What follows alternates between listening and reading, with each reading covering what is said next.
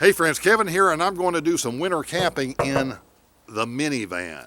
Now, it is supposed to hit the big tonight. It will be dark in about an hour. The temperature is dropping quickly. This is going to be the coldest night I have ever tried to spend in a van of any type. So we're going to be down around zero. Wind chill's going to take it even lower. How cold is it out here? Yeah, it's this cold. Now, this is what is going to be my Minivan 2.0 build that is coming soon. It was sub-zero where I am last night. At the moment, tonight, this is about 10 p.m. It is 13 degrees outside. It will hit zero, close to zero, and with the wind, it is going to go down below zero.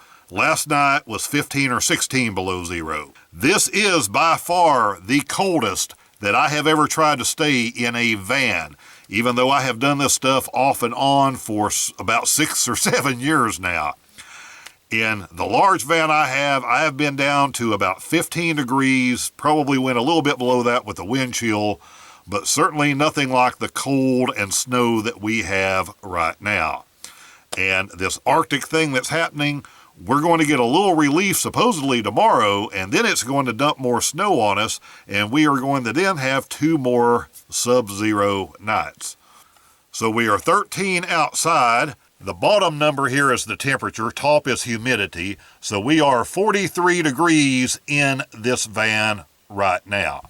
Now, I have used a little buddy heater before to get through the night, but this was stuff when it was like 30 degrees outside. So this is definitely going to be a challenge for it. And I do not have anything fancy. It is the buddy heater that uses the 1 tank. Now, if I ran this continuously all night, it would take about 2 of these to get through the night. But we're not going to need to do that. I think that would pretty much run us out of here the other way, that it would become too hot, because there's not a way to regulate this. There's not a thermostat built in to these. So it is either off, it is on low, or it is on high. I don't think high is even needed. I think low is going to be fine, even with the temperatures we have. But this is going to be a situation where I'm turning this on and off through the night. Now, I already have dinner out of the way. I've made a cup of coffee, thanks to Mr. Coleman, also propane. Talking about some things that people are going to face and may not think about when they're doing this extreme type of camping. One is I have a 12-volt fridge hooked to a portable power station, hooked to a solar panel. So I have, thanks to Mr. Sun and some driving, I have plenty of power in my portable power station. Now, obviously, as cold as it is getting in here, this fridge is not going to need to run very much, probably if at all.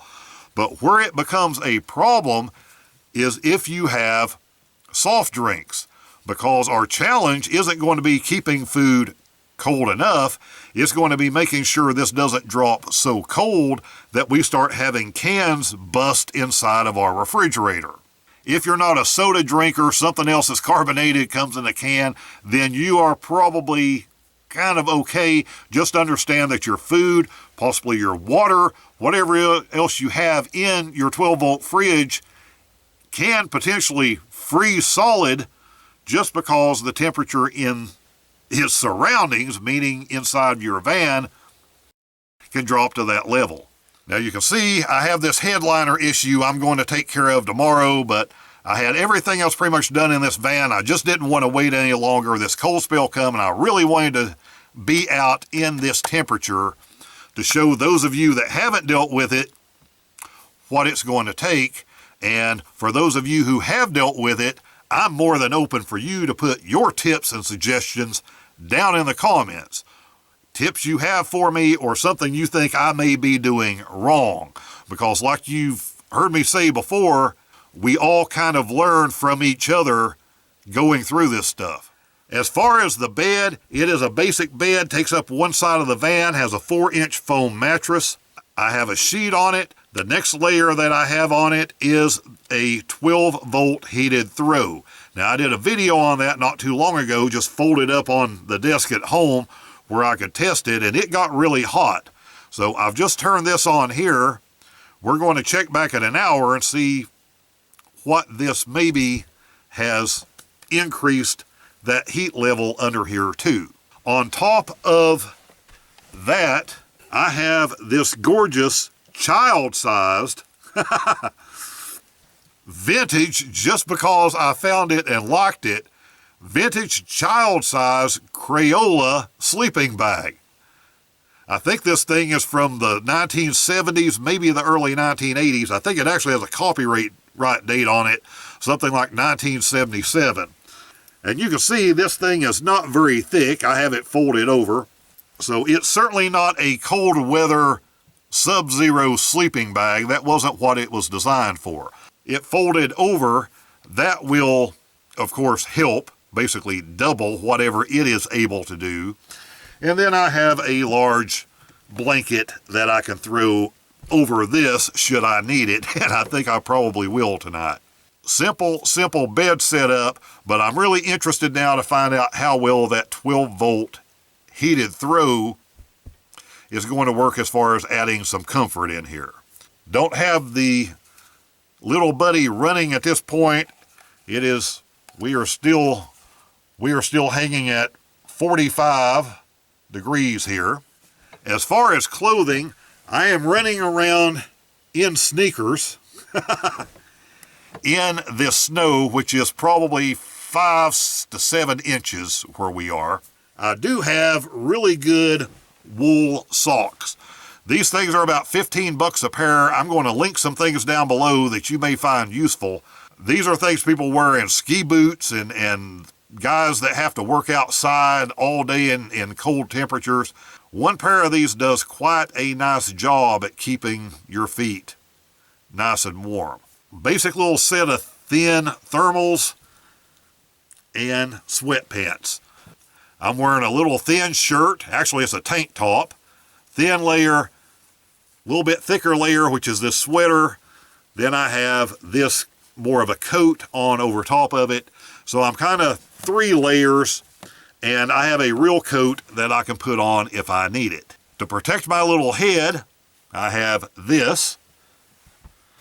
And probably for sleeping, I will be using this thing, because this is nice and lined on the inside. And a secret I learned long ago living in a colder climate is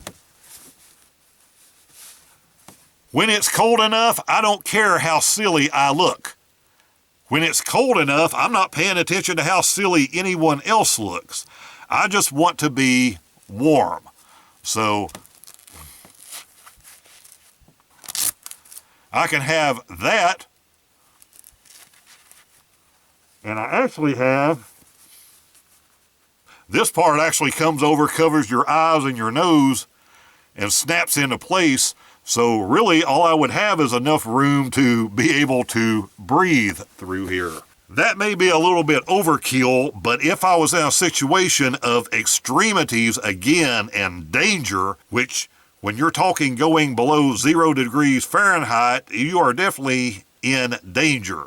And there's always a chance of something happening, you being out by yourself, vehicle tearing up, breaking down, maybe you're stuck, maybe you have to walk a long way in order to get somewhere to get help. Something happens to your vehicle that you can't get it started, so that eliminates that source of heat. So that's where something even as goofy as this is comes into play. And then I have a decent set of gloves that have cuffs. So if I'm out and I'm dealing with snow like I have been today, then snow isn't falling down inside of my glove, thanks to that cuff. So I'm basically going to cut this bright light out, turn a little light instead on, kind of try to make it through, see what the next hour holds. Then it will be time, I think, to try to run this buddy for a while, see what we can get this van temperature up to inside, and also check and see what that 12-volt electric throw was actually able to do to this bed. It's an hour later. I threw a little blanket over me. I've not turned the heat on yet. We have dropped down to 39 in here now. Outside temperature down to 12. And this last hour has been a little unpleasant. My hands are cold. I'm wearing the ugly hat now. Breath is still happening. What's weird is I keep having these, every 5 or 10 minutes, there are these little sounds. It almost sounds like someone walking across leaves. And I finally figured it out. It's all of this ice that is forming on the outside of the windows, and it starts to crack and make these crinkly, crunchy, crackling sounds. Maybe you guys and gals have experienced that before, but this is a first for me sitting inside of a vehicle that was doing this. So needless to say, it is time to fire up the heat. Also, I can feel some warmth in places if I put my hand under here where this 12-volt blanket is. It's not very extreme. You can tell there's a little heat. I do have the driver's side window slightly cracked now since I'm going to be using this in here. The passenger side window is frozen and just is not moving. On, hit the pilot light. And another thing is safety, because anytime you're dealing with stuff like this, you need safety stuff. But at a minimum, you really do need a fire alarm in your van. The other thing you need is a little fire extinguisher, because you never know when something will go wrong, when something will get knocked over. This has different little features built into it, tip over and different things, but you never know when something may fall against it. So we'll see how quickly and how much we can raise the temperature in here, and I'll be back. Okay, it is about 35 minutes later. I've had this heater on the whole time. I have had it on low during that time, and I have gotten the temperature in here up to 61. We are down another degree outside, and the low point is supposed to be at kind of at daylight when we're supposed to really hit zero, so it is going to continue to drop through the night. And I can already tell a difference in here after having that heater just turned off here for the last 2 or 3 minutes. I've already brushed my teeth. It's ready to throw something on here to make some noise. Find me a boring documentary, hopefully, that will knock me out pretty quick. And it's going to be interesting to see how many times I wake up cold tonight and need to get up maybe and cut that heater on for a few minutes. Welcome back. I had to get back up, and you can't see me because the lens on my camera has now basically frozen over. Let me see if I can clear up this problem, and we'll talk. There we go. It's now been about 2.5 hours. I cut the heat back on. It is a luxurious 37 degrees in here. The refrigerator has dropped down to 30, even though it hasn't been running, so it's now below freezing. And remember, I told you this was one of the things I was a little concerned about, was that if I couldn't get the temperature maintained in here, the refrigerator would end up going way below freezing and would have cans and things inside of it potentially explode. I haven't heard that happen yet, but we're getting into that danger area. Looks like outside we're holding steady at 10 degrees though, so that's a plus. At least the heat blowing at my feet is quite nice. And I'm sure in another 15 or 20 minutes, and I have this cranked up to high now, so I'm sure in 15 or 20 minutes it will be back up to 60 degrees or so in here. Looks like we've already climbed up into the 40s. I really did not want to have to run this thing all night. I actually thought in my head that, okay, it'll do this, I'll go to sleep, maybe I'll wake up in 3 or 4 hours and I have to get up and do this again. That plan is shot. It is going to, I believe, to have any chance of actually being able to sleep. It is going to require me pretty much to try to run this thing on low in here once I get this temperature stabilized. And for you guys and gals that have done this before, let me know in the comments what your experiences actually have been when you have been in these 15 degree and below type of temperatures in your van, using this as the only source of heat. Now, I could start the van to try to warm things up, but that's sometimes not an option when we're out in different areas. Now, the areas I wanted to go to today were pretty secluded. The problem is, because of the snow turning to ice, I could not get my minivan to those areas. So I actually am on a friend's property because I just wanted to be able to go out and do this and make my trial run with this. But I'm in a situation where even though I'm pretty far away from anyone else, I really don't want to be starting this thing up at 2 o'clock in the morning, 4 o'clock in the morning, and having the engine running and taking a chance on waking someone up. And sometimes if you're trying to be stealth, maybe stuck in a residential area, you're going to be in that same situation where you can't just reach up and turn the van on. And I just looked down because my feet were getting cold again. We're out. Now, this wasn't a full tank. This thing had been used a bunch of times in Coleman stoves and different things. I do have a couple of full tanks, so time to change that. One thing with these buddy heaters, when you put a new tank in, you've got to sit there and play around with it for 5 or 10 minutes sometimes in order to purge the air out of the line so it will light. So hopefully that will go smooth. Let's find out.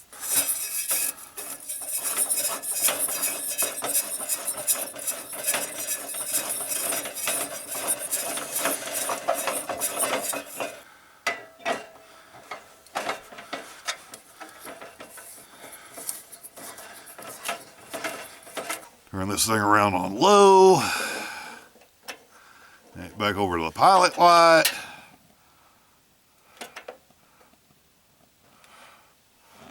Looks like we're not going to have much of a problem. Pilot light lit up pretty quickly, so we're not going to have to purge much air out of the line this time. Back in business.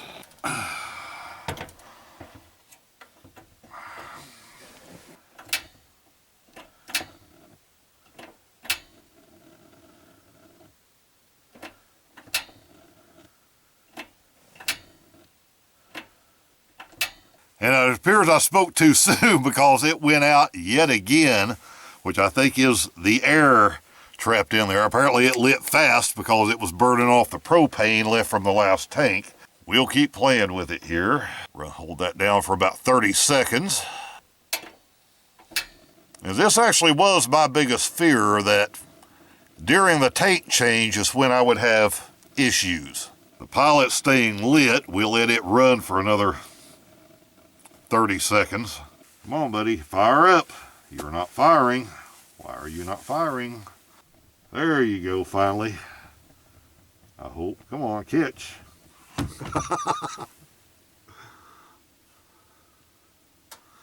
Oh, yeah. Needless to say, that's no longer warm. So I do have some camping experience. I do have some experience being out, although not at the temperatures and with the wind I'm having to deal with now in a van. Hey, for any of us that did time in the military, maybe grew up poor, we're used to suffering a little bit. I think one of the most important things to remember is there's a difference with someone who is doing this by choice, like I am tonight, and someone who is doing this because they have to, because they have no other choice. And that is a big, big, big difference. And anyone in that situation or potentially facing that situation, that's why I hope something in a video like this, those people will actually find useful. Either figuring out how to deal with a problem or knowing what problems they are going to face before they get out into one of these situations. Right now, I'm in the unpleasant stage. I'm not in the dangerous stage because I have enough experience. I have enough things with me, enough clothing, enough bedding, and a heat source. But it is not at all pleasant at this point. My feet are now numb. My hands are now numb. And for anyone who's never done this before, I can tell you what's going to happen. And that is a really, really, really bad night of sleep, of almost no sleep, or it's going to involve falling asleep for a few minutes and waking up again because that I'm cold. And this is what happens to most people. So you make it through the night and you survive the night, but you have had no decent sleep. And what's going to happen then is you're going to feel like garbage the next day. Now, if this is something that only happens to you once, something occasional, then you can get through that and you can have a feeling bad the next day and you can then go on. Problem is when you are in this situation for night after night after night after night and you're not getting any sleep. That is going to be a very unpleasant van life experience. So I'm actually going to catch a break tomorrow if I stay out here. The high is actually going to hit in the high 30s. And the low tomorrow night in my area is going to be around 30. So it's not going to be this bitterly cold we've had the last 2 nights. But it's also going to start snowing again. And the next day, it's going to be 20 degrees during the day and down next to 0 at night again. And the day after that is supposed to be a high of about 14 degrees during the day and another one of those 0 degree-ish nights. 45! We're climbing now, baby. So once I get this heated again, plan B for me is going to be to crack open this rear window instead so I have little air coming in here, and to let this thing run on low for hours, try to keep this van up to a decent temperature where hopefully I can get some sleep. So we'll see how plan B turns out. Well, good morning. It's daylight, and I finally got some sleep once I figured some things out.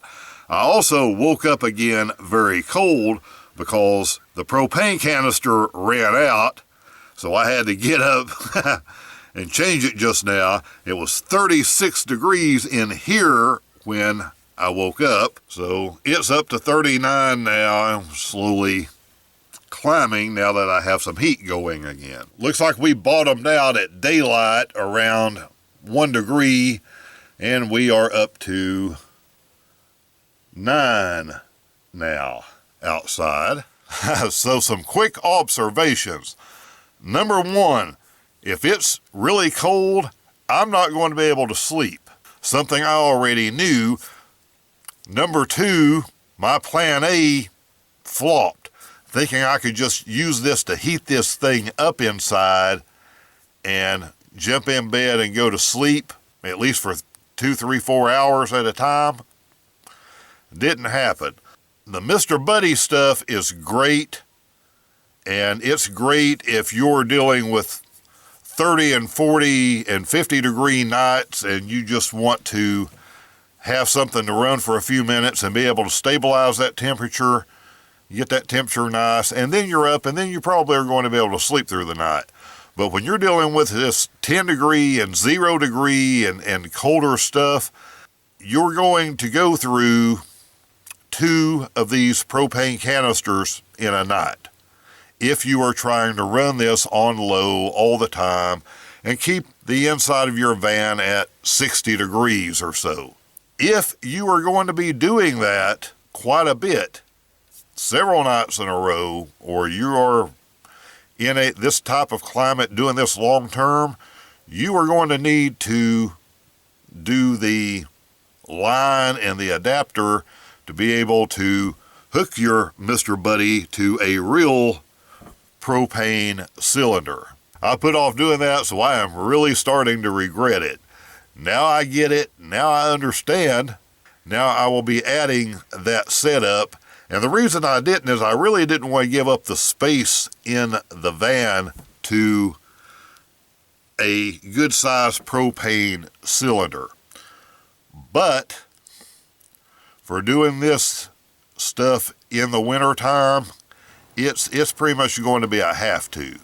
Because if I could have kept this 50 to 60 degrees in here during the night, I would have been more than happy. I probably would have conked out and been able to sleep all night instead of being miserable until 4 a.m. and then finally figuring this stuff out and being able to get my 3 hours roughly of sleep. But the thing to remember about van life or adventure travel, any of this kind of stuff, is a lot of this is experimentation. You are going to learn as you go. You can learn a lot of things from other people, hopefully some from me, some from other people you know and meet along the way, just as I have. But a lot of figuring out what system is going to work for you in almost anything, heat, refrigeration, your solar, you're going to have to experiment a little bit.